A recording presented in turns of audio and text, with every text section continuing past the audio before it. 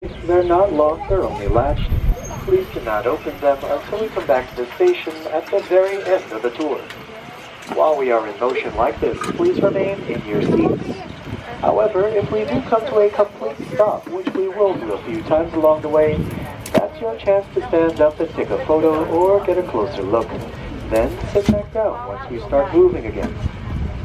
If you have a medical emergency, press and hold the yellow strips over your left or right shoulder to get my attention, and I'll help you out. If you are in the front car, we do not have those yellow strips, so shout and wave at me to get my attention, and I'll help you as well.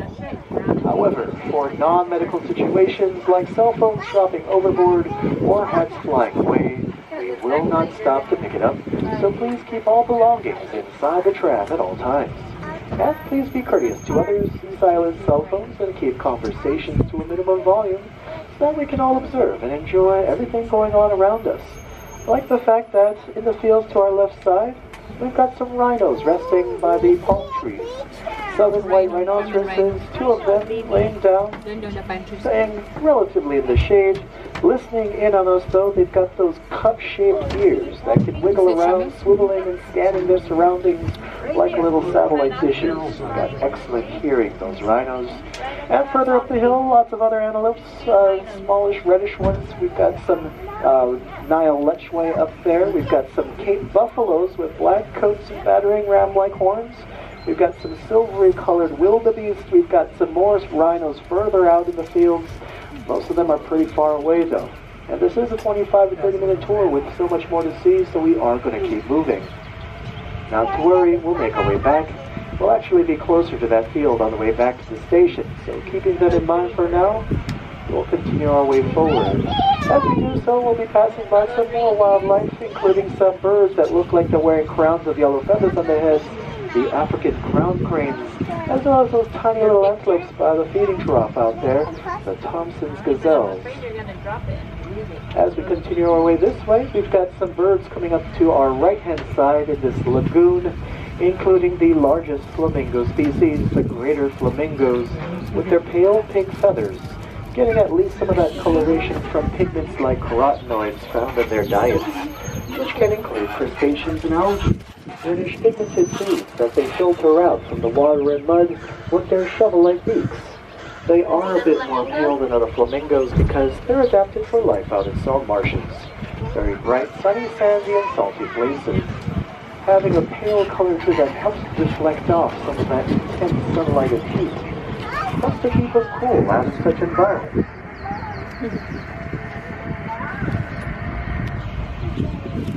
Now as we make our way through this first set of gates, I just want to take a moment to say thanks for being here today. Thanks for making your way through one of our two front doors. The ones here at the Safari Park. Our other front doors are down at Balboa Park and our sister location, the world-famous San Diego Zoo, which you can always visit by using our memberships, as they work at both locations year-round. Just like our tram tours are open, their bus tours are as well. It's a great way to take full advantage of your membership, so make sure to check it out. Now, up ahead to our right is part of the Nikita Khan Rhino Rescue Center, location of a very special breeding program involving rhinos. And since some of the rhinos are out, which is not always the case, lucky you, we're going to take our pause next to this rescue center. And you can see 1, 2, 3, 4 southern white rhinos in view, maybe more. And when we do come to a full stop like so, you are welcome to stand if you want, if that might help you get a better look.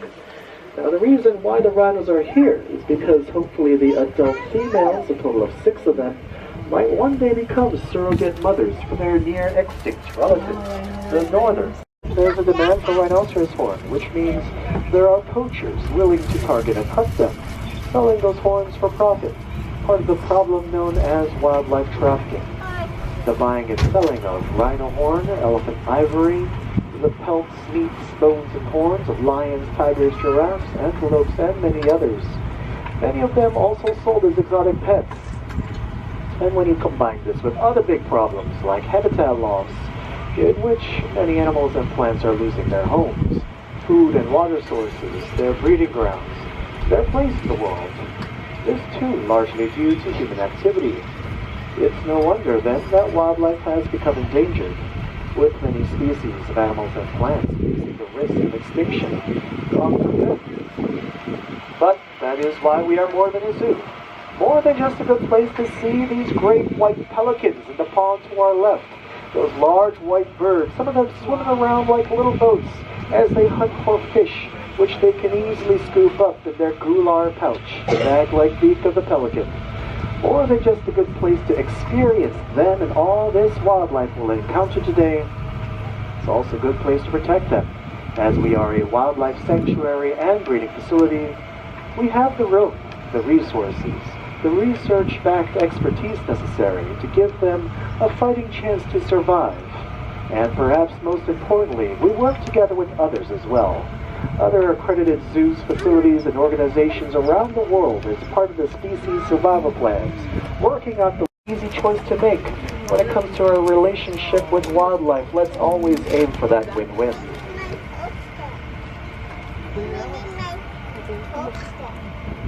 Now, we do have Somering's gazelles to our right, one of many antelope species that we'll encounter along the way.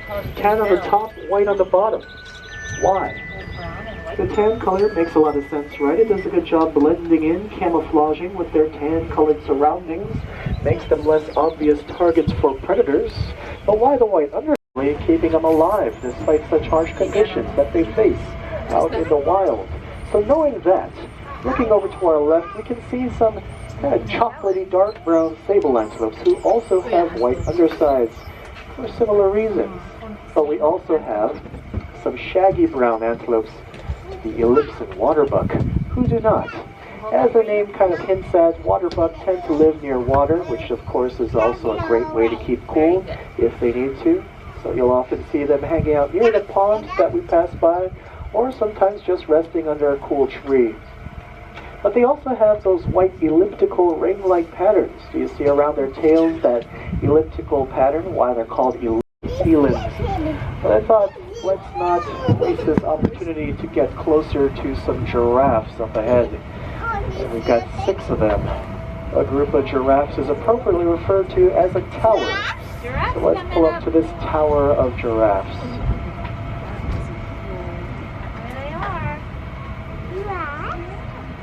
Now the shorter ones here, the juveniles, are about a year old now, I believe. Still have lots more growing to do till they reach the full 8. Long legs and long necks and long tongues as well. About an inch of tongue for every foot of height that they have.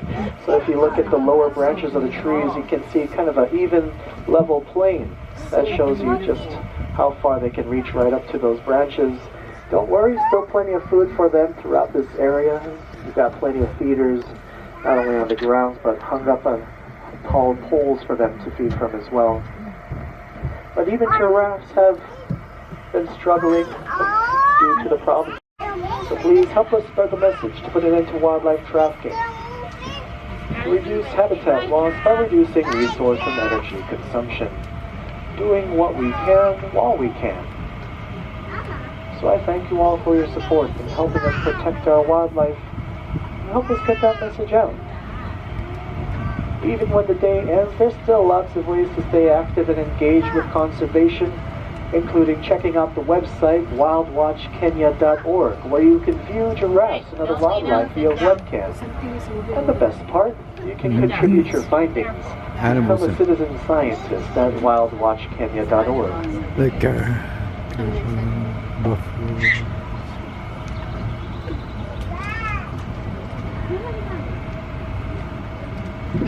As we continue along this way, we've got some Cape buffaloes once again out there to our left-hand side with the black coats and powerful horns that curl up on their heads, gathering ram-like horns that they can use, of course, to defend themselves even from lions if necessary.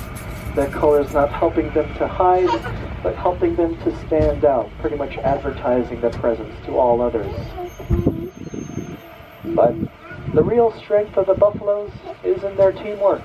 Just like some of the antelope herds we've seen earlier, the Cape buffaloes are often going to be looking away in different directions, sometimes back to back, covering each other's blind spots. This alert circle behavior allows them to use teamwork, lining up with their horns, making those horns look longer, stronger, more intimidating, more competitive. Stripes on their bodies, like football jersey stripes that make players look bigger and tougher by outlining their musculature, emphasizing their size and strength. They can use these stripes to give them that competitive edge they may need to survive out in the wild. But we are about to make our way uphill now, which means we will not be able to stop till we're at the very top. Taking a steady pace upward, let's see what else we find. Grevy zebra, the largest and the most threatened of zebra species. There's 5 of them that share this hillside. Beneath the trees down below to our left, greater kudu, antelopes with gray coats and black and white, or with white stripes that helps them to better camouflage amongst trees. And 3 more of those Grevy zebra, the other 3. So there's all 5 altogether that we've seen. The 3 Grevy zebra now at the feeding trough to our left-hand side. When they stand together like this, you can see one of the advantages of the stripe patterns. They help to blend into each other. A little bit harder to tell exactly where one ends and the other begins. That effect even more pronounced when there's many of them, dozens and dozens of them in large herds, and especially when they start running around in a frenzy. The stripes clash with one another, making it incredibly difficult to pick a single target out from the herd. Makes it very challenging for predators to lock in on a single target. That's thought to be one of several strong advantages for the zebra's pattern. Off to our far left, the roan antelopes with solid brown colors, 2 of them locking horns, engaged in a round of culling. And this is the home to all the local wildlife out here. Birds flying around, insects crawling about, lizards, snakes, and reptiles, squirrels, rabbits, mice, and mules, and other mammals. All of this is their home as well. Just as we care for and provide a home for these adorable Uganda cobs down below to our left, smallish reddish antelope, giraffes just further down the hill, and all the wildlife you see here within our park. We do care for